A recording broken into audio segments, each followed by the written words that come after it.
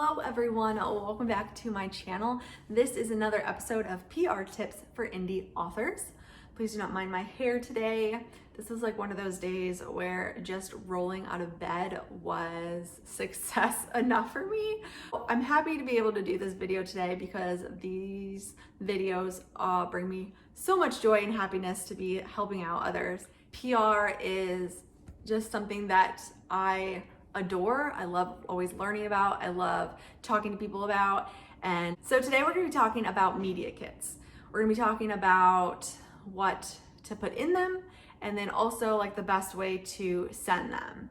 And so for me, what I like to do, and I'll kind of like show you what I currently have, but what I like to do is separate media kits based on my books and then like kind of like put it all in one big folder, because when you're doing evergreen content is one thing. You can send, all your book covers and, photos and reviews and excerpts and things like that.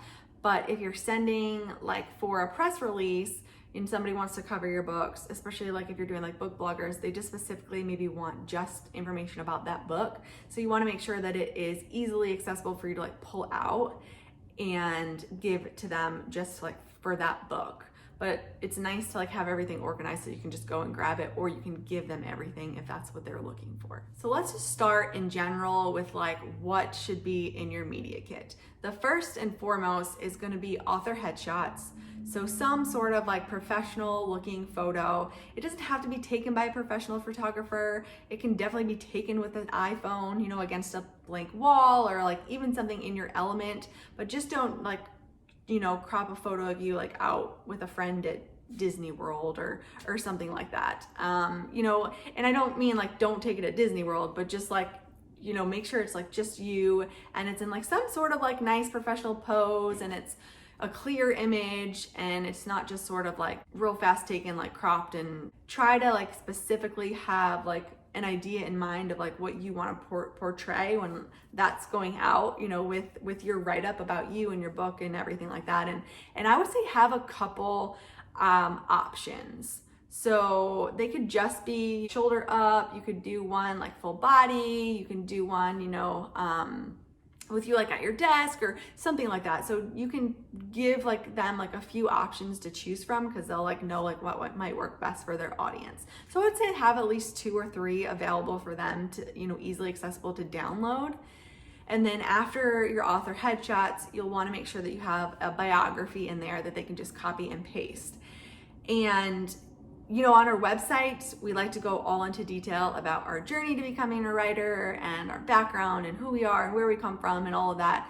But in your media kit, like maybe a paragraph, just a few sentences to really give people the idea of who you are. Nothing crazy. So just something like short to the point, like pretty precise.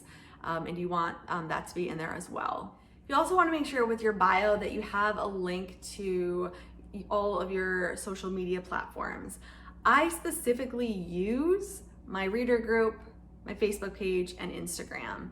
But some people use Twitter, some people use Pinterest. So wherever you sort of want to point people, you'll want to make sure that those links are readily available too, so that they can put them at the end of the article, usually after your bio, for where people can find more information about you. Your website, of course, as well. You want to make sure is there.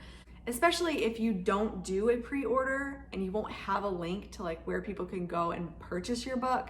If you're doing like me, like I'm obviously exclusive to Amazon, so I did not do a pre-order for Falling in London. So it was just nice to have like an actual page that I dedicated specifically for the reviews that were coming in on Goodreads, excerpts, things like that specifically. So I was able to send people to my website to that page, and they could add it on Goodreads, they could subscribe to my newsletter, so that then when I sent the newsletter out to say like, hey, it's live, they were able to get that message and then head over there after that. But if you are doing a pre-order, you'll have a link, so you can give them that as well if the article is gonna go out before the publication date.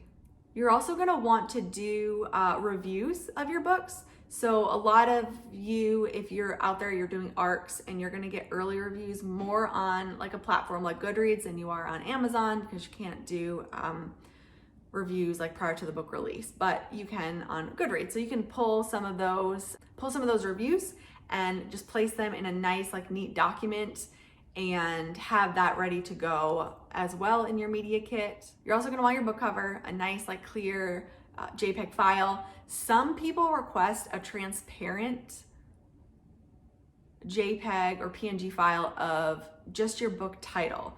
So if it has some sort of like fun design, your book title, you might want to save like a transparent PNG file of that, just in case people ask for it. I have had bloggers ask for that specifically without like any background or anything of your actual book cover.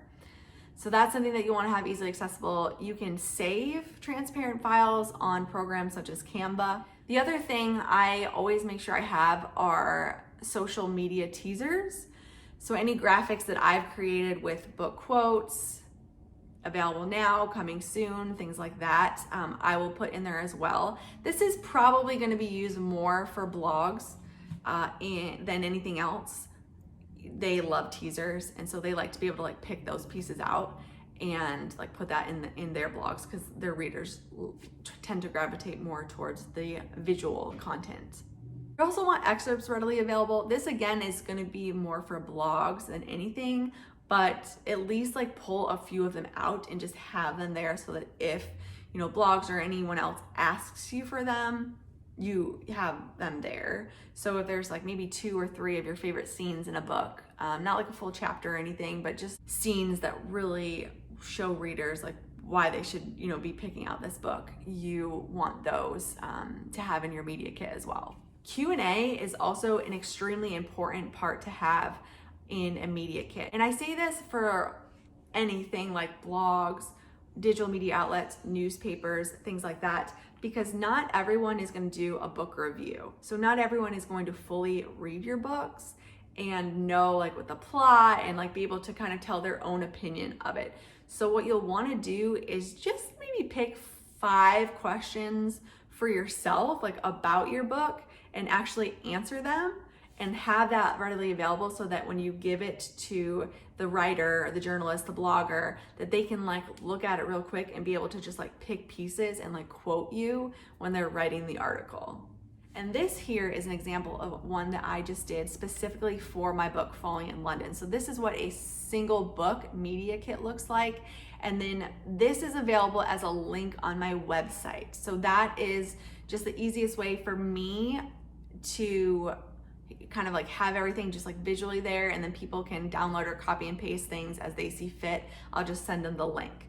The other way I've done it is with Google Drive. I just do a zip folder of all of this information that you see here, and then you'll have separate folders of each book, and then you can like zip it. That way, if you do have someone who's like, hey, can I have all of your book covers, and like maybe I might take like an excerpt from here or there or whatever, you'll have them all in one place, but they're fully organized that they can just click on a folder and they'll easily be able to navigate to what they're looking for.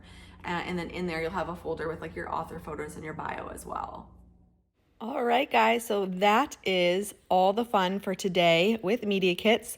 Just a recap, here is everything that you need in your media kit. You're gonna make sure that you have your author headshots, at least 2 to 3 professional looking ones, a short author bio, all your contact links, a book cover photo, and the transparent PNG file with just your book title, synopsis, reviews, teaser graphics, and don't forget those Q&As. See you next time. Bye.